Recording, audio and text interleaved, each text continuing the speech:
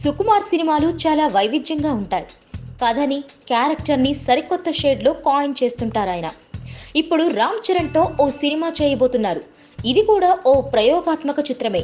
ఇందుకోసం ఓ love story సిద్ధం చేశారాయన. మామూలు లవ్ స్టోరీ కాదు, చాలా పాతది.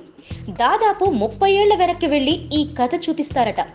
ఈ ఫ్లాష్ బ్యాక్ ఎపిసోడే సినిమాకి కీలకమని, ఈ పాయింట్ దగ్గరే చరణ్ ఫ్లాట్ అయిపోయాడని తెలుస్తోంది. టోటల్ గా ఇది డిఫరెంట్ జోనర్ చిత్రమని బోగట్ట. రామ్ చరణ్ కి కూడా ఇదే కావాలి. చరణ్ అన్ని యాక్షన్ మూసలో సాగే కమర్షియల్ సినిమాలే చేస్తాడని ఓ విమర్శ ఉంది. ఈ విమర్శను చెరిపేయడానికి ఓ 2 సార్లు ప్రయత్నించాడు కూడా. లవర్ బాయ్ గా ఆరెంజ్ చేశాడు, అట్టర్ ఫ్లాప్ అయింది. ఫ్యామిలీ ఆడియన్స్ కు దగ్గరవ్వాలని గోవిందుడు అందరివాడేనే చేశాడు. ఈ సినిమా కూడా పెద్దగా రాణించలేదు. ఇప్పుడు సుకుమార్ దర్శకత్వంలో ఓ వైవిధ్యమైన సినిమాకి రెడీ అవుతున్నాడు.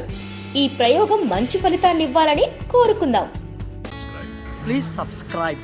Hi, it's me Purna. Please subscribe.